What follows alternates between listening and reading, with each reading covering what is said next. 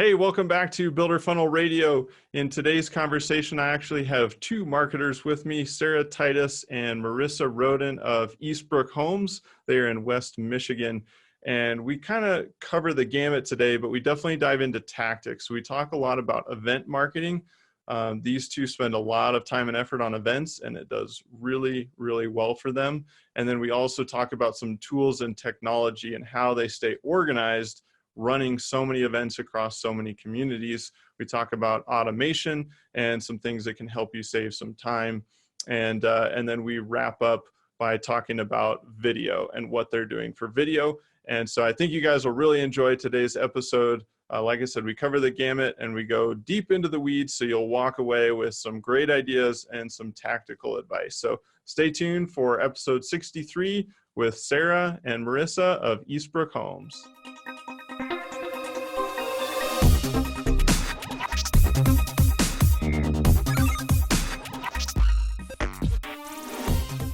Hey, Sarah, Marissa, glad to have you on the show today. Glad to be here. Yeah. We're excited. We're very excited. Yeah, I am too, because we're going to dive into a lot of tactics today. We're going to kind of get in the weeds a little bit. I think a lot of people sometimes they listen to something and go, oh, that sounds great in theory. How do I actually do that? So I'm hoping we can kind of dive into some of those things today. But before we get too far along, I guess you guys are both with Eastbrook Homes right now in West Michigan. You're both marketers, but I guess how did you originally get interested in marketing? You know, I feel like a lot of us marketers kind of bump into this, but yeah, tell us, I guess, how you got interested. Sure. So mine is kind of a bump into this story. So I'm the marketing manager for Eastbrook Homes. I started when I was in high school coordinating a local festival. So that gave me a lot of event coordinating experience. Threw myself into the deep end and hoped I could survive, and made it and learned a lot and failed a lot, which is the best way to learn, and then went to school for graphic design. So I really loved what I did at the festival. I really loved learning design and like kind of the more granular parts, and wanted to find how those intersected. So that's kind of where I dove into when I actually had to go get my big first adult job. I worked for a wedding coordinating. I was a wedding coordinator and tasting manager for a local winery in Traverse City. And that kind of took all those skills of event coordinating and then also like the management side. I was marketing the tasting room. I was marketing the winery and designing all of the materials that went with it. It was a small mom and pop winery. So it was a kind of, you do all the stuff. So I'm definitely interested in wearing all the hats that I can, and it helps me give a bigger, I think you can do a better job at marketing when you know as much as you can. So I like to try to get as much information as I can before I dive into solving a problem. So I moved on to Grand Rapids in 2015 and started at Eastbrook Homes. It was just kind of, they needed somebody to help with their social media. They hadn't ever had anybody who was really taking on all this stuff. They worked with a lot of outside vendors to get things done. And so I've kind of grown it from there. There's no problem too big or complicated that I don't want to tackle. And usually that's a problem or an excitement. So I really enjoy finding ways to, I mean, all those things,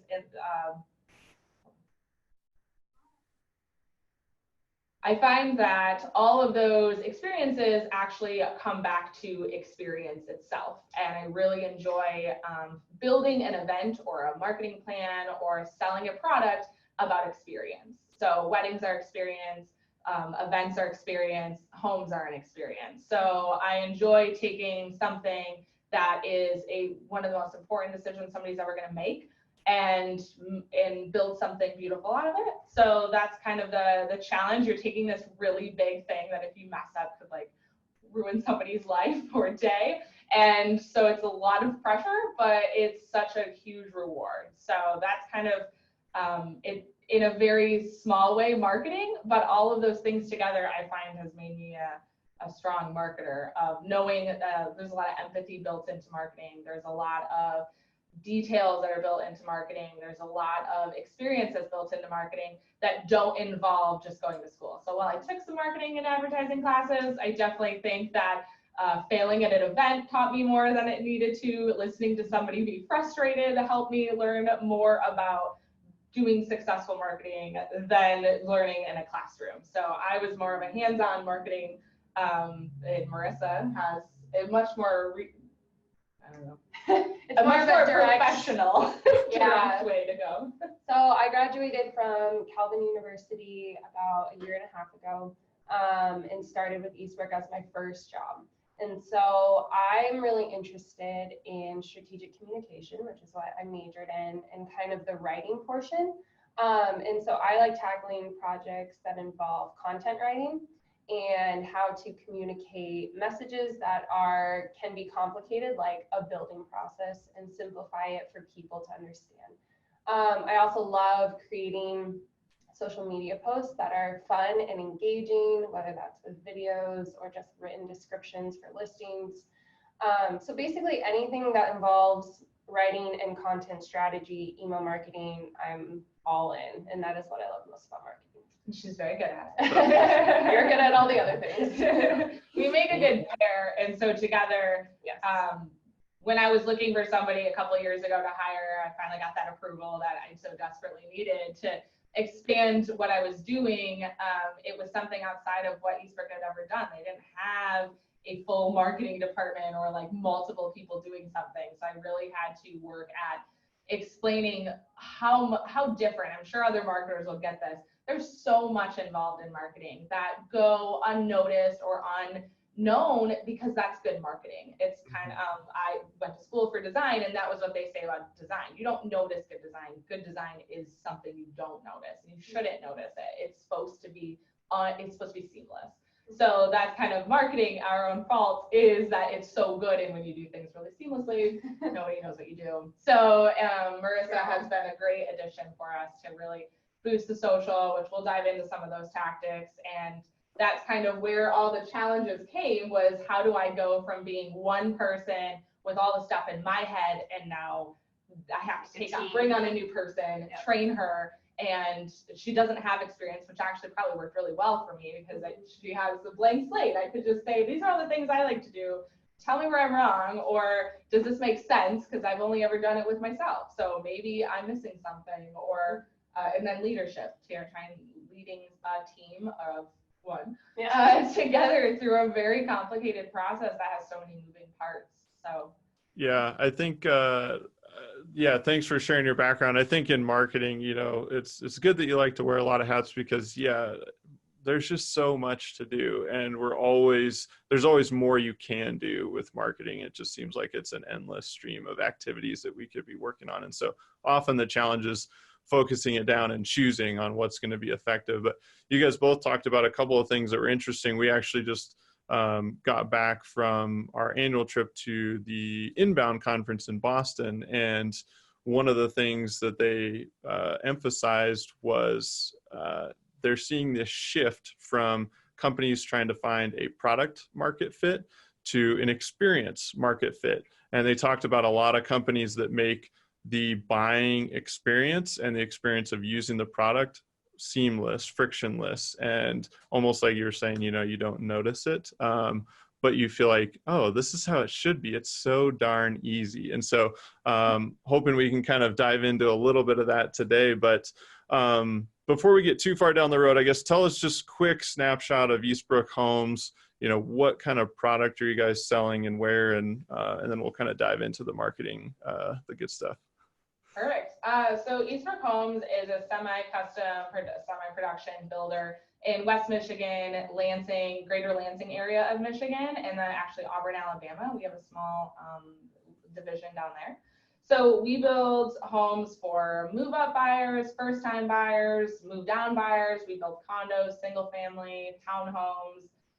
We have a design center that people personalize their homes. So we are a personalized builder. So you come in and you pick one of our library of floor plans. We have over 50 of them. So you pick a floor plan that fits your lifestyle, then you make all the personalized tweaks that you need to with our designers. So we have an on-team design staff that works with you through that process and selects all of the finishes you want in your home. options. We have some options straight out of, moving walls or changing the bathroom to a 4-piece bathroom or changing the kitchen around. So we have a lot of those that are standard, and then we have a lot that we also do custom, even though we try to get away from it. It doesn't always work. So, and marketing we usually get blamed for that because we show so many beautiful photos. So a lot of our marketing tactics are showing that. If we're going to have people build an Eastbrook home, they really need to know what it's going to be like. And so that requires you to show them something. And a lot of people have the fancy rendering software and things like that. We don't have those. So we have photos of a lot of the home plans we've built. Building from a library offers you that opportunity, but when you do really cool stuff, people want it again and again, which means you did something right. It just means you made things a little harder for yourself. A little more complicated. Exactly. Yeah. Cool. Well, yeah, I think that helps for anybody listening, just like, hey, what are you guys trying to market? But let's dive right into events. I know that's something that when the three of us kind of got together and first connected, you guys said you do a lot of events, you put a lot of focus and energy. I guess just tell us, what's the strategy there? Events are a lot of work, and so I'm sure you're seeing a payoff, but yeah, why events? Yeah, so part of it was probably because I came from events. So that events are what I know really well, and I know how to throw a really good event. I know what makes an event work. I know what makes an event click. And I know what that experience does for people. So people go back to a festival that costs them money and they're driving all over the state or multiple states every year because they had such an amazing time. So you're creating an experience that's lifelong. In most cases, they bring back their children, their grandchildren, and they go every year. A wedding, that's something that, their friends and families never forget. They have hundreds of guests that come and experience this, in that case, short, concentrated event that has lifelong memories associated with it. So in all of those cases, you're taking an experience focused in a location with likely food and drink and entertainment, and you're creating an experience that's everlasting. And from a home building standpoint, it took me a while to learn why do people build homes? That was really the first question. And I built myself, and that kind of taught me a lot of why did I build a home? I put myself through the process pretty shortly after starting here, decided, all right, let's build a house. I need to, in order to know how to market this, I need to know what I'm doing. So I learned a lot that process. I would totally recommend if you're trying to market anything, you really have to be the expert at it. You've got to have experienced the problems or the struggles or the confusion that a customer came up with. And so that's kind of where events are a great way to concentrate that effort in one mode, in one method. And in a smaller community area like West Michigan, we're spread out, but all those areas are small and kind of concentrated, and people love local here.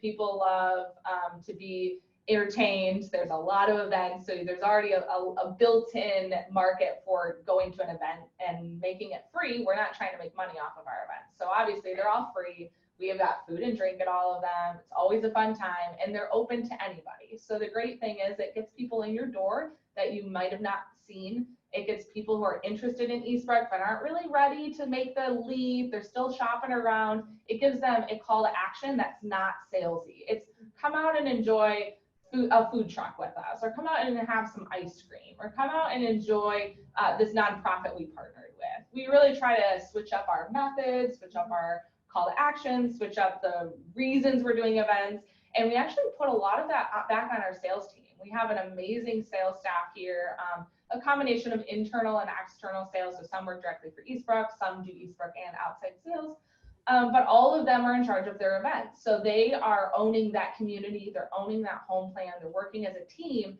to tell us, what is your market? You sell here. What are people in your area like? What are your demographics? What are you looking to get out of this event? Is it a giving back to the community? Is it a homeowner thank you kind of event? Is it you've got a lot of prospects that just won't get off the fence and you just need to wow them and get them into a house? The best way to sell them a house is get them in the house. Give them an exciting experience, wine and dine them, as they say, and then let them see the house on its own. We know we build great homes, so getting them in and seeing the construction and seeing the craftsmen and all of the options they can have, it starts getting their mind there a lot faster than somebody talking at them. or no matter how many ads I throw out there, it's not going to do what bringing them into our homes in an exciting environment is going to do. So that's kind of it's a grassroots guerrilla marketing style, really taking something that a lot of people aren't doing. It also helps you stand out and giving them a different way of experiencing your product than just a typical ad or a typical online remarketing campaign. It gives them an experience. They tell their friends, they tell their families, and that's where your referral network also starts growing of people telling this weekend I went to a barbecue at Tannery Bay. Well, that's cool. What is Tannery Bay? Well, it's this great community that Eastbrook's building on the water. Whoa, I want to learn more. I mean, it helps those natural conversations. Everyone always talks about what they did on the weekend or what they did. Yeah. So it keeps you top of mind. It keeps you in the forefront of conversations. And it's not about building a house tomorrow. They might want a house in 5 years, but you've created a memory that's going to last. And that's what's important for when they decide that building a home is right for them. So it's definitely a soft sell.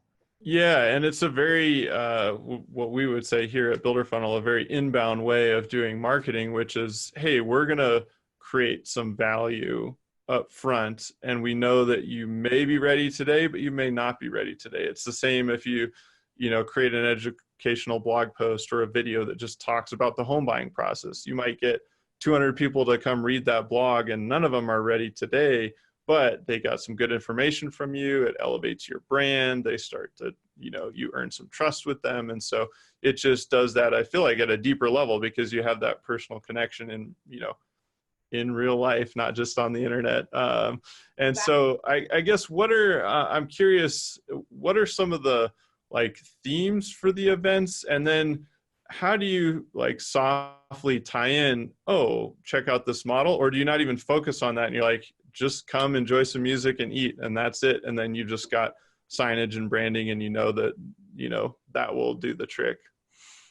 Yeah, so we have a variety of types of events. So we do have a full laundry list of options. We kind of give it to our sales agents and kind of be their creative brain for them, let them see an idea and try to decide if it's something they're looking for or something that they think their community would like. So some are ice cream socials. It's as easy as renting a ice cream cart and having it come out and inviting out all the neighborhood kids. And that's kind of definitely more of a giving back to our homeowners, a thank you. We do have our typical sneak peeks and grand openings, which we usually try to tie in with a sneak peek. We have kind of a method, but our sneak peeks are usually 90-ish days before we're going to break ground on a community. New phases are usually a lot shorter, so it's even more like 30 days from a new phase. But for new communities, we try to do the pre-sale, no-fail act. Sorry. What's it called? Yes. Pre-sale without fail? Yes. Okay. I think.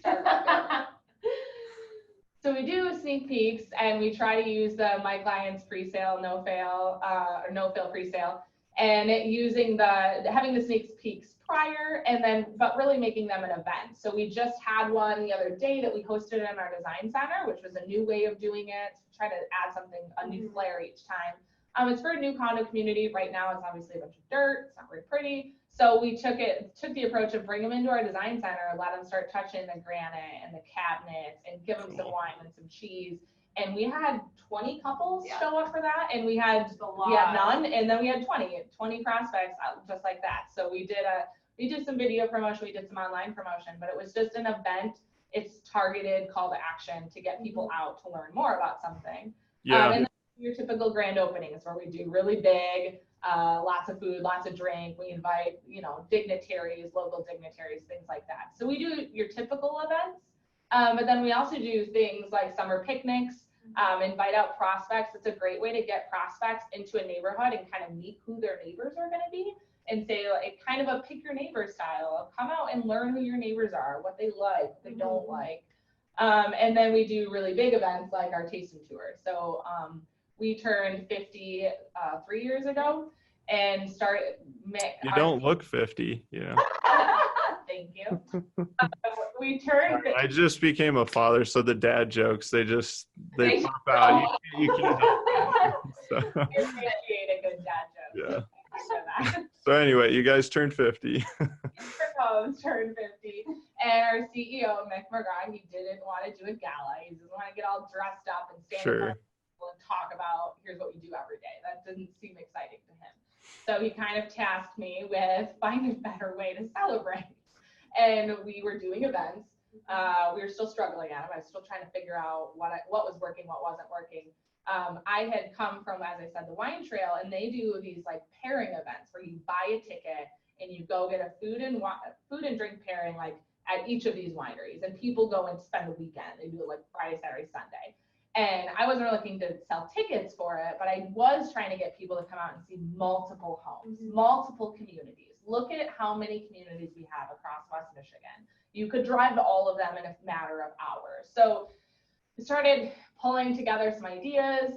He really wanted to give back. So we brought in nonprofits. We had 15 locations that year, 15 nonprofits. Every location had a different local food vendor, a different drink vendor, and a different nonprofit that we were raising money for. So we matched all donations. Very cool. It was really just trying to get people out, get our homeowners out, feed them, give them some drinks, introduce them to a nonprofit that helps our community. So we really took the approach of Eastbrook is building communities. The communities aren't strong if everyone around you aren't strong. So it's really giving back that not everyone can build a home, but those people that can't build our homes still deserve Eastbrook support. So that's really the method that we took from that. We found great nonprofits in the area that help with women and children and housing, and really put the spotlight back on them. Have it in our house. People come in, they see our homes, they love our homes. That's great. But look at this great nonprofit that was, 20 miles down the road that does this great stuff for people that you probably know. This year, we're doing it again. It's our third annual. We did it again last year. We're doing it again this year. Every year is a challenge of unique abilities. So that's probably the most complicated event that we do, because it requires you to have so many locations, so many people, so many a lot of coordination, lots of coordination, and then lots of marketing from Marissa's standpoint. It's tons of social, tons of pushes. So we put it as a month of community giving this year. So we wanted to try to highlight and concentrate all of that stuff. We were just doing it in a weekend. It was just kind of come out for the weekend. But we had people want to be able to go to more and engage more and not have to do it all with a deadline. So obviously we need a deadline because we can't do it forever. But we picked October. That's when we were hosting them for the last couple of years. And we picked different events throughout the month. So we put it back on our sales agents and said, you host great events. We've taught you how to do this. You do a great job. What day is best? What day of the week is best? What times are best? When do you think your people will come out? And kind of put it back on them. What kind of food do you want to serve? What nonprofit do you want to partner with? So that we're really kind of like what I said before with marketing, you have to be passionate about something to do it well. And so when we gave that control back to our sales agents, we're getting them to buy in and say, you're really passionate about this, or you know that you want this food truck because your friend owns it. That's great. Let's bring them out. Let's partner with them. And it gets your community out, and they're going to talk more about how excited they are in those cases. So that's probably our biggest event that gets, our goal is 100 people through every home, and we have 19 locations. So that's a lot. I'm not a math. Well, let's talk about that a little bit and maybe dive into some of the tactics. You said, Marissa, maybe that's where you're posting a lot on social and doing some of those, but I guess, what does it look at the granular level? What are you doing online to promote these events? And then are you doing anything offline or through the community and that sort of thing? Yeah, so I'm tasked with kind of updating the website with all the events. So honestly, a huge part is just reaching out to our sales agents, meeting with them, getting all of those details, everything that they want in their event, getting it done in the perfect way, and then creating the event through WordPress, which is what we use. And then also I mirror it on Facebook. And so those are kind of the two spots the event is hosted. And then I have worked with a social media consultant, and he really helped me be able to boost those events effectively with video, and really create targeted ads with them. So that's been really great. And we've seen really awesome engagement with our events on Facebook. And because we have so many, it is impressive if we get, 30 to 40 likes on an event when we have like 50 listed on our page. So that's been key. And then I just take a certain event posts or descriptions and just repurpose them in a lot of different ways. So some of those ways are through video, through pictures, posting across social media. Instagram has been awesome for pictures of like the families that come out to the events with all their kids. People love those pictures. So really getting the heart of the events, which is the people and the relationships, and kind of showing that through social media. That's awesome. Yeah. And one of the other things I'm curious about, obviously you guys are invested in events. The one thing that comes to my mind is tracking, and also ownership buy-in, leadership buy-in to these, because I would imagine ice cream social, bunch of people just come, they're eating ice cream, they're out on the lawn or whatever. You're not saying, hey, check in here, Bobby, before you get your ice cream cone and all this kind of stuff. So how do you guys look at an event and say, yeah, that was a success, or that didn't go as well as we wanted? And then how do you use that decision making to say maybe not do a particular event again, or say, yeah, we're definitely doing that again? Yeah, so we do work quite closely with our sales agents in the first step of picking out what they want to do, and trying to set them up for success the best that we can. We do, our own corporate blogs and our own corporate social posts and e-blasts and things, but we do put it back on them, sending out their social media, we give them flyers, we give them signage, we post it on social, we make them co-hosts, so we expect them to post about it. And they have, it really, in the beginning, it took a while. I will admit, it took a while to get everyone to buy into this crazy idea Sarah came up with of throwing these crazy weird events. But it started paying off. And then the sales agents are the ones that started coming back to me and saying, wow, I had 50 people out, and new people or people I hadn't talked to, and now somebody brought their brother back in the brother's building. So that was really key for kind of the trust me, let's just try it. It may fail and then we'll learn something together, but it might be a huge unlocked potential that we have that we didn't know we had. So there are definitely sales agents that are better at some events than other events. So some of them go really in depth and they like to do a couple events a year and they just go all out. And then there's other people who do what we call enhanced open houses.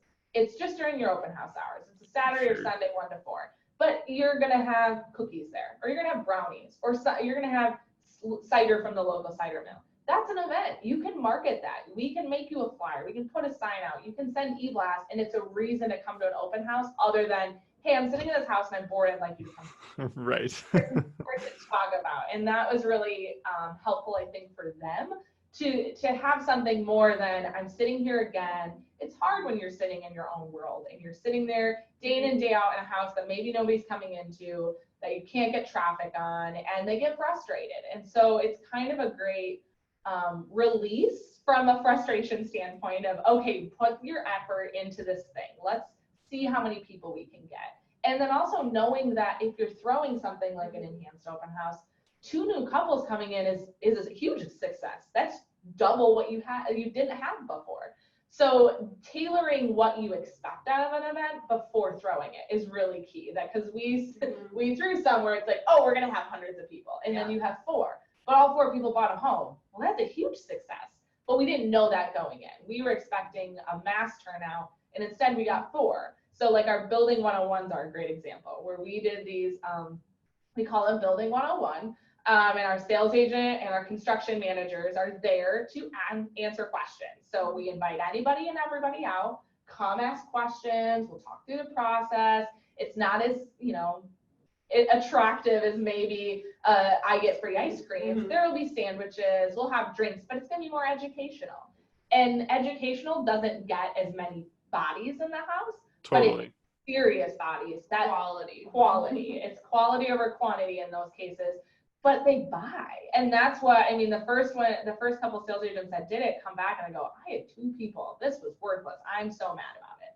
And then they came back a few weeks later and go, both of those people bought.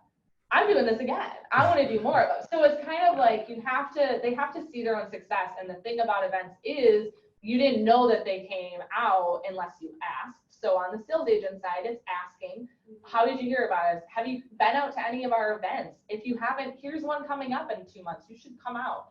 and using them as a sales tool. So it's something that they have in their back pocket of there's always a next event for them. They always know when their next event is. So if they have someone that's a little more apprehensive to move forward, it's a great, hey, I know that you're not really ready to move forward, but how about you and your wife and your kids come join us and enjoy some food and drink on us. If nothing else, it gets you in the community, you can meet somebody, and then later they have that great experience. When they're ready, they're going to come back from that. So it was really getting sales agents buy-ins. We can't market anything if the sales team isn't on board. So a lot of that took, unfortunately, a meeting with them. I mean, you have to physically get in the field. And that was something that one of our dear sales agents yelled at me all the time was, you need to get in the field. You don't know what you're doing. You got to get in the field. You can't market this if you don't see it. You don't know what I'm struggling with.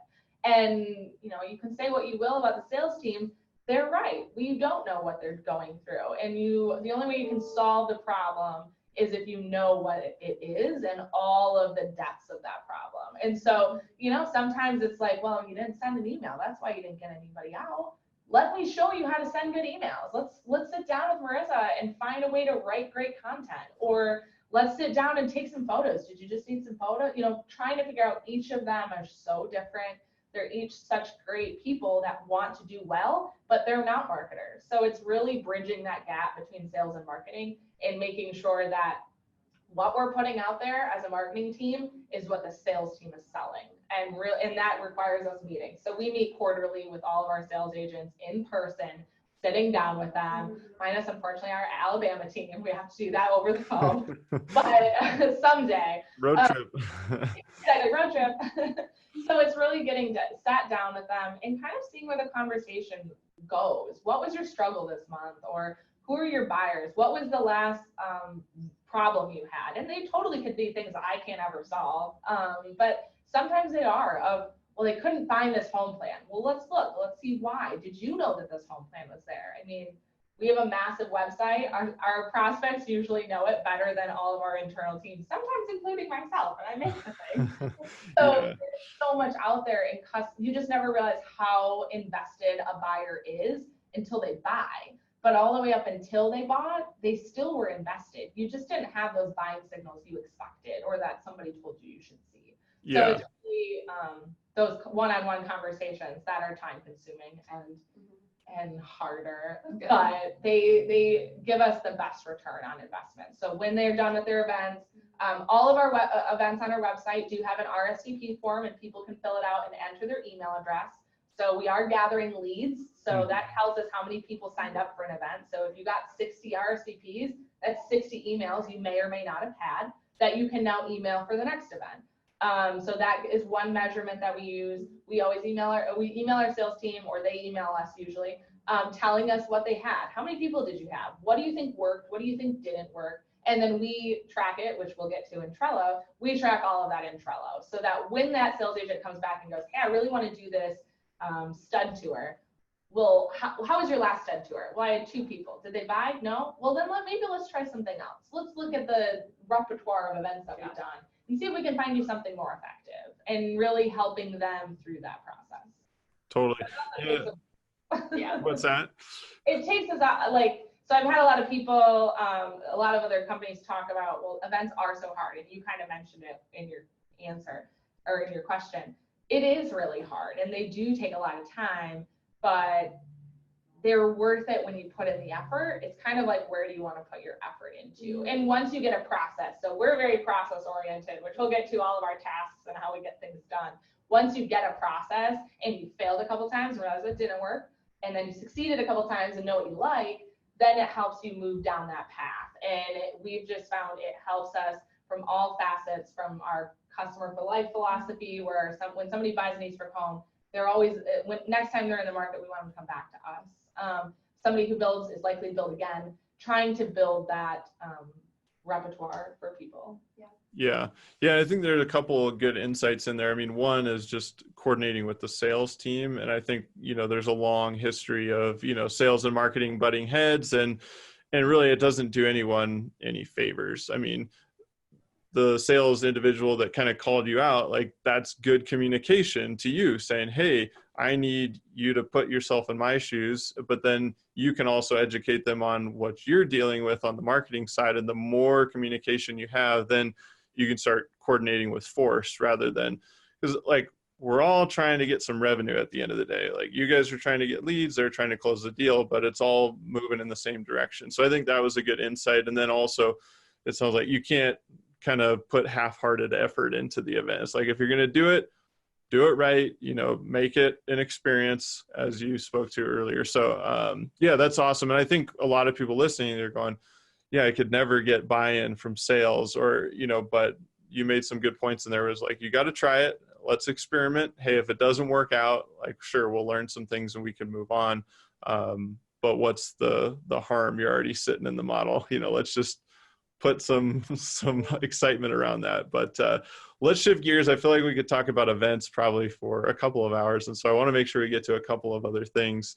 As marketers, we're tasked with lots and lots of things. And especially when it comes to events, there's just a lot of moving parts and moving pieces. And we've got, you know, the coordination of the actual event, but then the marketing, we've got social posts and emails and ads and, you know, et cetera, et cetera. So how do you guys track along in terms of, do you use certain tools or technology that you find helpful? How do you make sure you don't miss any of the check boxes leading up to either an event or just anything that you've got tasked? Trello. Yes. Trello. Yeah. We're fans of Trello as well. Yeah. So I think Trello is, I hated it at first. I'll be totally honest. Any new software that you have to, that somebody tells you have to use, you say no. And that's from the sales side. When you say, here's a CRM, use it, they're going to say no. Yeah. When I'm president of a nonprofit called Code for Good West Michigan. And they brought to me when I first started was, oh, we're going to use Trello to track this thing. And I was like, no, this is insanity. I don't want to be in this thing. I have to like log in and stuff's all the notifications. So many notifications. I hate this. And then I started working through it, and that was before I had Marissa. And so we started working through it. And when I had our first tasting tour, I struggled through that without Trello, and it's light years better since I got that. And I reached my breaking point after the first tasting tour, and that's when I finally was given permission to get Marissa. And when I met her, it was perfect. We're a good pair to get all the stuff done.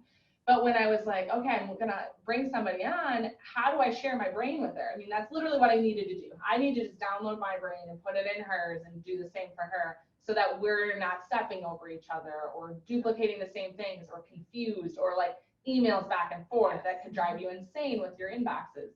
So I reluctantly looked back at Trello, and I was like, all right, we're gonna use Trello. I set her up an account. We're still on the free one, and we kind of struggled along for a while. We failed a little bit. It felt like you were forcing it. And I will give a shout out to Trello and their Taco by Trello, the dog, the little husky. I'm a total dog person. I read through their blogs. They have great blogs about productivity, about sales funnels, about automating your marketing.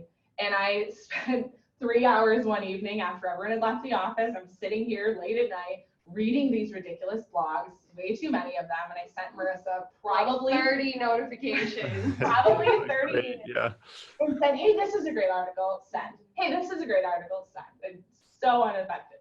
But she read some of them and was like, actually, this is really cool. Let's find a way to do this. So it required us to sit down and talk through what are our goals. We built, I think, the events out the best the first time. So we created processes within there. Trello has something called Butler, and Butler Bot does things for you. And you can go through it, uses what you call logic rules. Mm-hmm. So it uses logic rules to know that you do the same things all the time. So you can ask Butler to tell you what you do all the time and tell you how to make it better. Or if you know, okay, every time I move this, they call them cards. They're kind of like tasks. Mm-hmm. So when you move this task to a new list, or when you check off this box, do these things. So we worked through the process because Marissa and I are both doing so many things, and we're overlapping very seamless, well, not seamlessly in the beginning, now much more seamlessly, because we set it all up in Butler and spent hours tweaking and testing. But now we don't have to touch it. I mean, an event just flies through our system. So we know when we go through the sales agent, we created what they call custom fields. So all the information that can change. What sales agent is it? What location is it going to be? What's the address? What's the date? What's the time? What do they need from us? How many flyers? How many signage? Do they want photographs? Do they want postcards sent? All the things that we ask, we created it in the card, and then we automated it of when this thing gets checked off, send a card to Marissa's to-do list. So the other thing about any software is just turn off your notifications if they're too much, because they can be way too much. And so getting an email for everything that's done isn't really helpful. Go for the summary. Tell yourself that you're only going to check it once a day or twice a day, or decide what's right, and really look at what was done or what you need to do in a concentrated format. So one of the things that we learned in those blogs was to-do boards. So we created a Sarah's to-dos and Marissa's to-dos, and we both do things differently. So we created our own lists, and those cards for like an event, if it's scheduled photography, that goes to Marissa. So it automatically adds a to-do task to Marissa's board in her photography note, so that when she goes to schedule photography that day, she can just go through her list and schedule out all the photography and it's done. Or if it's on mine, I need to make flyers for all of these events.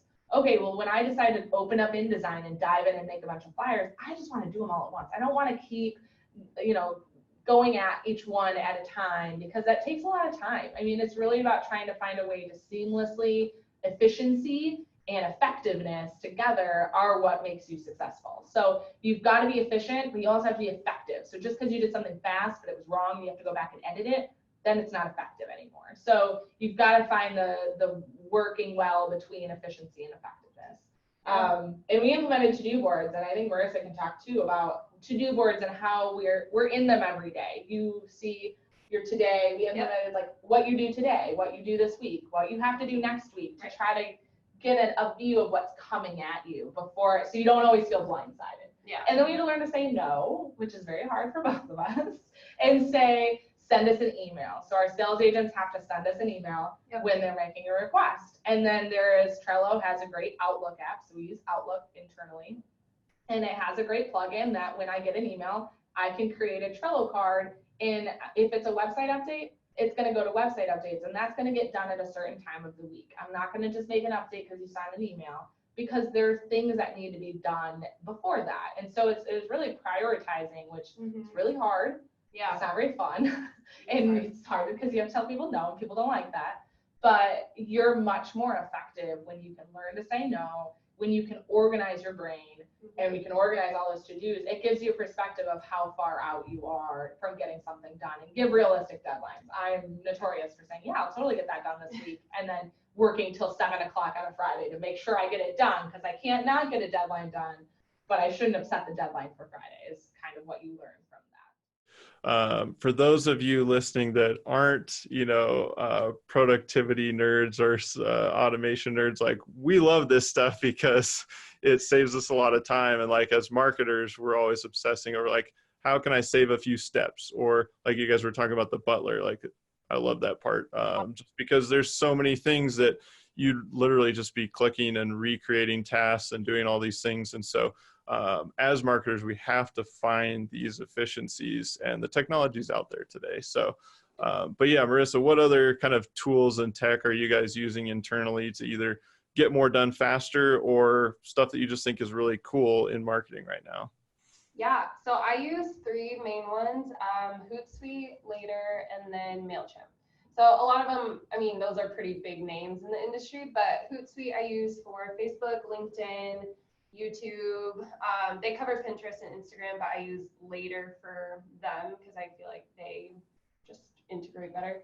But with Hootsuite, you can optimize for that platform, which is really nice. Like for Twitter, it cuts you off for the characters, or changes the image size so that everything looks really nice. And then obviously it's a scheduling tool. And so I go in Monday mornings and schedule out all the posts for the week, and then I don't have to think about it. It's very nice. And of course you can go in and edit and change if need be, but that's very process oriented for me, is to get it done Monday. I don't have to think about it. And then later is the same type of thing, but it was made specifically for Instagram. And I find that you can do a lot more with it because you can actually schedule out stories for Instagram, which Hootsuite cannot do yet. So that's super nice because stories are really hard to stay on top of and just make sure you're doing. And so that's been helpful for me. And then Pinterest is huge because you can schedule out all the pins. So I literally will go and dump like 400 pictures and then just be copying and pasting and get it done in 2 hours. And I don't have to think about it for the month, is how I do Pinterest. And then I use Mailchimp. Mailchimp has been huge probably this summer. We've really dived into automated tracks with Mailchimp. And all of these things, we do have I think they're like enterprise package. So we are paying for some of these things, but totally worth it as far as automating, like over 20 emails to send out once a lead comes through a various amount of channels. They get put in a list and they're added a tag, and then they get sent 20 emails over a period of time that we've created. And we've seen some really great results. I wrote down some of the numbers.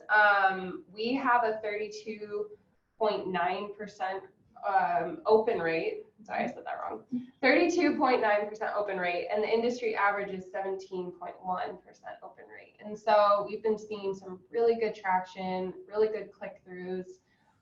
People are liking what they're reading, and then I don't have to touch it. Yeah. I'll go in and like edit and tweak some things. And we also use that for our customer for like email track, which Sarah has mentioned. So that's after they've bought a house. I put in all of the names from our closing survey, and then they get on a separate track that lasts 2 years. And they're just given intervals that are like little touch points, or here's an event, or that kind of stuff. Mm-hmm. Yeah, and the continuing with the theme of automation, I mean, this stuff for anybody listening, it's great because you can design that experience beforehand and say, hey, if somebody has all these things happen to them, they visit a floor plans page or go to this community or download this brochure, like, hey, put them in this chain of emails. And I love the customer for life concept, hey, you bought, now we're going to drip out all this stuff about what to do now that you've purchased a home and how to maintain for different seasons and all that kind of stuff. And it's all happening in the background. And you've create it once and it runs forever. And sure, you might need to update or edit, but those are great, tactical things for people that aren't leveraging this type of automation. And I think for those of you listening in a marketing role, or if you're not in a marketing role, you're starting to get a feel for how many moving parts there are and little details. I mean, just Instagram stories alone that you mentioned, you're expected to post, is it every day, multiple times a day, at least a few times a week. And so to be able to schedule those things out and say, oh, I'm done for October, I'm done for November, and I just did it in chunks. So those are great. Yeah. Great tips. We're getting down to the wire here for time, but I do want to let's briefly cover video, because video is a big topic these days. A lot of people are talking about it. It's being leveraged in a lot of different ways now on the marketing side, but also on the sales side, one-to-one and one-to-many. So I'm curious, just kind of high level, how are you guys using video today? And then where do you want to be, in 2 or 3 years? Yeah, so we actually post to YouTube about 15 to 20 videos a month. And that is a variety of things. So we've talked through, since I started here, my boss, our vice president of sales and marketing, he wanted EBTV, Eastbrook TV, because he wanted a way to have his own content out there. So on that note, I tried to start diving into that. What are the ways that I can get video? And there's a variety of, I think we say like formats or styles. So we go ahead and hire a videographer for like really nice testimonials. We work with a local vendor and have them sit down. It's video with lights, cameras, long shoots, hours long, and they're really high quality. Sure. And then have another local vendor that does drone video. They do home tour walkthroughs. They turn around very quickly. They are all templated, but they do a great job. They turn around really quickly, and they're also very reasonable. And then we've gotten our sales agents to be much more comfortable being on camera. So it started when I started here. I mean, we bought a camera and a tripod, and I went out with our sales agents to the field where I was told to go, and just recorded things on this camera. And then I was at the time editing them in Premiere Pro and spending way too much time on them. And then we kind of cut that out of like, okay, we don't need to be that fancy. What if it's just a video? So then it was just phone videos, but there's something lacking. So Marissa found this great tool called Wibbits. And that's another tool that she can go into as far as how that works for her. Yeah, so Wibbits is basically like, it's just a way to make videos quickly, branded, looks professional, but mainly optimized for social. Nice. I mean, YouTube as well. So you can do both, like vertical landscape, which is great. And so we pay just a yearly fee, and then I can pump out like 15 videos in a week if all agents give me, 2 or 3 videos very easily. They take about 15 minutes each. I would say that awesome. It takes it is really awesome. It takes some time to kind of get the hang of how to format videos. Like, I don't have a background in videography at all. And so it took me some time, but they have an awesome help center. I have a personal consultant who I reach out to for any questions. She's been great. And so it's been an awesome way to make those agents' videos look professional, something we want to share. And they love them. So we have a couple that consistently give me about 10 videos every 2 weeks. And then I turn those right around for them. So it's been great. It's a good touch, and I can make event videos with like just photos really easily too for special holiday occasions. That's super easy to do with this platform. And she can reuse content, which I think was my favorite portion of it when we were looking at it. Is we get so many photos of our houses and events, and I'm like, I don't want to see the content die. I spent money on it. It's sitting there. It's beautiful. How do we keep reusing this?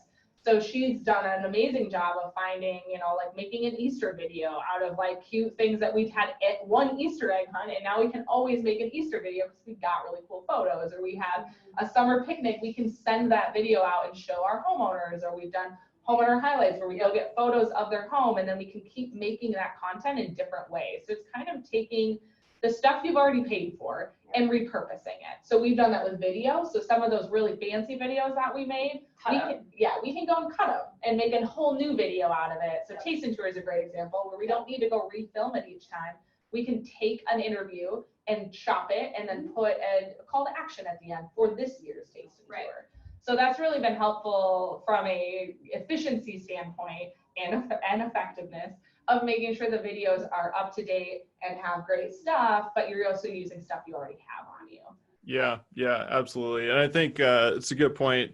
Repurposing is a huge one. And I mean, we do the same thing with this podcast. It'll end up being 45 to 60 minutes. And then suddenly now you have all these segments of 60 seconds, 90 seconds. And it sounds like you guys are doing the same thing with lots of different things, and you can use it for events. And if you had 30 minutes of footage, well, you might have like 6 years worth of Easter events because you can just kind of clip different parts of it. So it's, that's a great point. And Marissa, I'm glad you mentioned that, you didn't have training in video. I feel like as marketers, we often get tasked with like, oh, you need to be a video expert, a graphic design expert, an SEO expert. Oh, and you have to design and code websites too. And like all of these, skills that are very, very specific. And you end up having to either know enough to be dangerous and find the right people that can fill in those gaps, or you end up learning them on the fly because they're just necessary today as a part of what digital marketing and just what marketing is. So,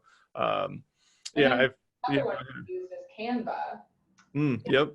It was a really easy tool to make social posts or graphics, or just add like words to your photo if you don't know how to use the Adobe Suite. So that's another good plug. Yeah, that's a great one. Yeah, our team uses Canva frequently as well. And it's nice because they have predefined templates for all the social posts, and you can, this is the size I need. Great, I'll start there. You don't need to be an expert. Exactly. Yeah. That's super nice. Yeah. Well, cool. Well, I feel like we could probably dive into a lot more. We might have to do a round two at some point because I feel like we didn't get to a few things that we wanted to, but in the interest of time, we're going to move on to our last segment of the show. But before we get to that, I guess, is there a good place if somebody wants to connect with you guys or learn more about what you're doing? Where should they go? You found me on LinkedIn, so I'd say add me on LinkedIn. Let's connect. Let's chat. Otherwise, check us out on social because that's where Marissa posts all the great stuff. Facebook message me. Yeah. Cool. All right. Well, we'll track down those links and put them in the show notes for everybody so they can find you easy. So let's move on. Last segment of the show. This is kind of rapid fire. So quick answers. We'll do our fast five segment. And I'll just ask one question. I'll let you each answer. So favorite business book and why? Boy, oh gosh. It's not, I guess, perfectly business related, but I read a book called Is Everyone Really Equal? And it was part of a book club. And it was amazing. I have no better word than that.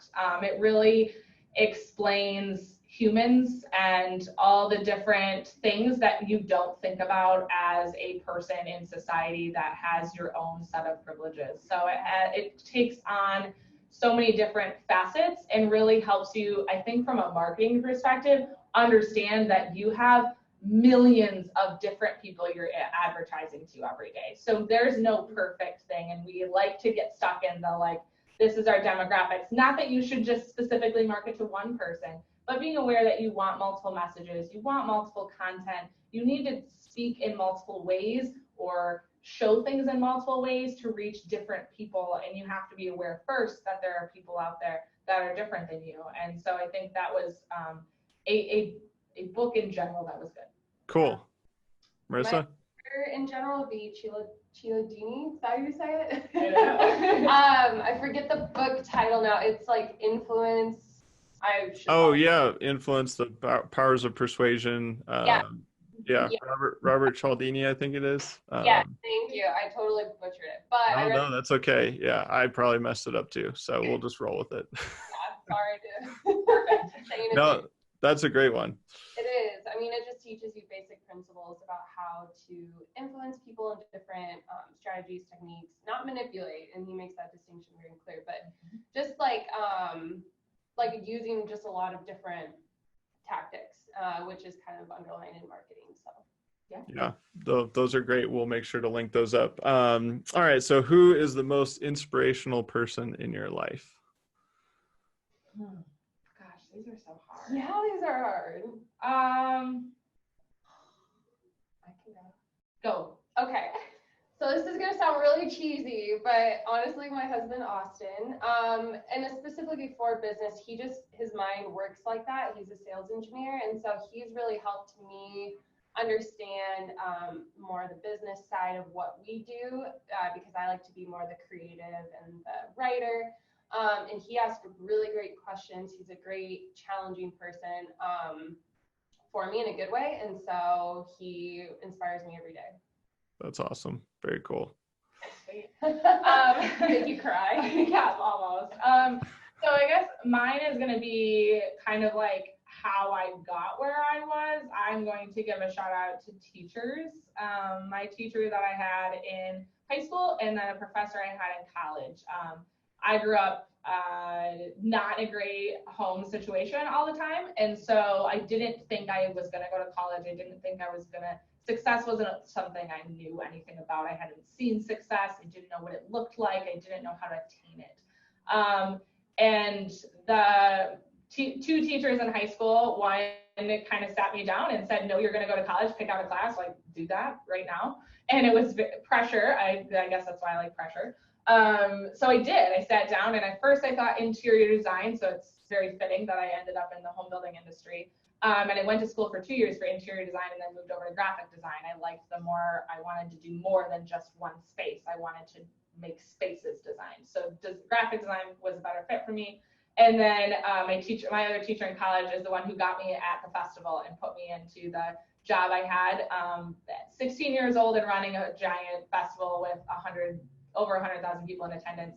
It was a big task that they felt I could do, and I'm ever thankful that they did that, because I wouldn't be where I was, and I wouldn't have learned that I could do anything I put my mind to. So that is an important thing that I would say. Never doubt how important you are to somebody when you're just showing them that they can make it. That's awesome. Cool. All right. If you could have one superpower, what would it be? Oh, gosh. Not fly, because I don't like flying. Any superpower? All right, I'm gonna go very atypical on this one. I love food, and I kind of like cooking, but I don't like how long it takes. If I could just have food in front of me at any time, just snap your fingers and it's there. Yeah. It's amazing food. So I'm such a foodie. I can't afford to eat out every meal, but I'm never making the food I want to have. And I do like making meals. I try those HelloFresh meals, or I'll try a bunch of recipes. Marissa and I swap recipes all the time. But if I could just not have to put all the effort into it, I could just have specialized food and it's there. Yes, exactly. Yeah. That's a good one, and you're right. I've never heard that one, but that's an excellent one. That would be near the top of my list as well. Right? How about you? It's so nice. So if you ever want to get me anywhere, just tell me there's food there out there. Oh gosh. Mine would probably have to do with a highly, I don't know how to say it, empathy, but us in a superpower form. So I could feel what other people are feeling and help make their day better, or it would help in marketing a lot, because you can kind of get it. I don't know what that would be, but just a high level of empathy. That's cool. Yeah. Well, I think you'll have to create your own name for that superpower, and then we'll tag I'll it. make the food, I guess. I'm only thinking about myself. All right. Perfect. All right. So almost there. Describe yourself in 3 words. Never giving up. I was gonna say, can we describe each other? Oh, that's a good one. Sure. Let's do a little reverse. Go for it. Okay. Sarah is highly motivated, extremely intelligent, and creative. That's Right on. 3 for the record, but whatever. They had hyphens in them, I'm pretty sure. Yeah. Yes, okay, hyphens, all right. So Marissa is unstoppable, inspiring, and I don't know how to use the word that I have is not the right word, but just pure amazing, and has been my perfect sidekick. I would have never imagined I would find her in the world, and then we could do all the stuff we do together. So it really is. Talent is important. I didn't think I would make it. I didn't think I would do that. And there are a lot of times on a rough day where maybe a sales agent didn't listen to you, or you have 17 deadlines that are piling on, or everyone now has a random last minute event or project that's due. I can lean on her. So she's also very, I can't think of the word. Dependable. That's the one I'm looking for. I can always turn to her and know I can talk something out. She's not going to judge me for it. She's not going to pull me out and be like, oh my gosh, Sarah, that was so ridiculous. Or that was, now you're just venting or being dramatic. It was being able to bounce things off of each other. And it's in cliche, but a safe space. For marketing, I think you need to find that. You got to find somebody who can be your rock when you feel like, what am I doing here? I hate all of this. I want to go home. You can talk it out with somebody, and maybe also drink wine. True. Drink some wine. Fair enough. Cool. All right. Final question is, if you could leave our listeners with one piece of advice, what would that be? Keep learning. I mean, I remember hearing it when I was in college, and I was like, oh no, I'm going to take they have majors where you graduate and you get your certification, you got to keep going back, continuing education. And I was like, that's horrible. I never want to have to learn again. I didn't like school in that way, but knowledge comes in various forms, is what I would say. Find something to learn every week. And I mean, I wouldn't have gotten to where we are with Trello if I wouldn't have done those things. Find and it doesn't always have to be like typical knowledge. It could be anything that just furthers your insight into the world. It could be purely just an article about somebody. I really like reading books about people's lives. I think it's very helpful for insight into how people have how people have attained things, how they've overcome challenges, and all the millions of ways that people do those things. It's really eye-opening. So just like get outside of your own box and like learn more things. Cool. Never quit, never give up, just keep pushing forward. Mine was similar to that, but I'll just add the networking piece. So meet new people and ask them what they're doing. We've learned a lot from our benchmark group.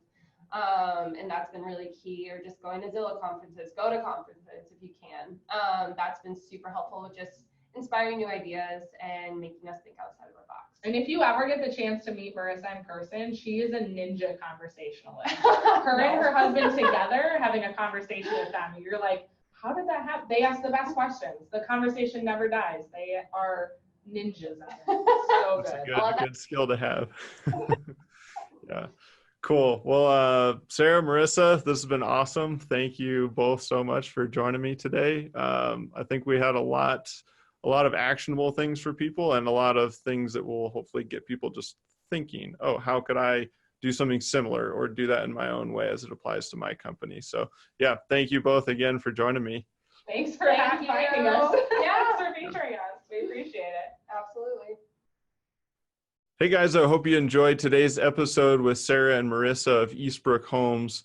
I know you're on the go, so I always like to pull out a couple of action items that I pulled out of the episode.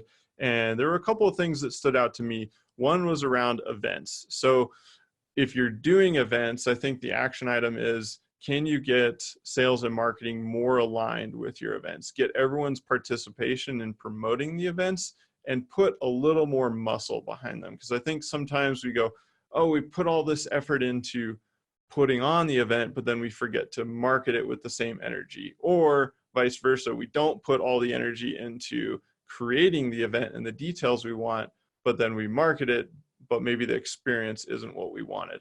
So that's one action item. If you're not doing events, then I would just encourage you to get one on the books and just put it on the calendar, and then you can start working towards it. And I think what these two found is that they did it initially as kind of an experiment. Hey, I'm not sure how this is going to work out. And it turned out really well. And so then they've just continued to double down on events. So I think that's a great takeaway for anybody listening. Another one was around automation. So you heard them talk about tools like Mailchimp and Trello. Trello, that's more on the automation of project management and tasks and making sure you're well organized. On the Mailchimp side, there are lots of different tools that handle this, but Mailchimp is one of them. It's automating emails. So thinking about the experience that a prospect or lead has with your website, as soon as they fill out a form, you can trigger a chain of automated emails. Again, it's that create it once, have it work for you forever sort of thing. And so if you're not using automation, either on the project management side or on the marketing side, try to pick off one thing that you do repeatedly that you can automate, and then just start checking more and more of those things off. And then suddenly you'll look up 3-6 months down the road and you'll be way more efficient and you'll be doing a lot less repeat tasks. So I think those were two great action items out of today. We did cover a lot, but I think those will be super helpful for you. And again, I really appreciate you guys listening to Builder Funnel Radio, and we will see you next time.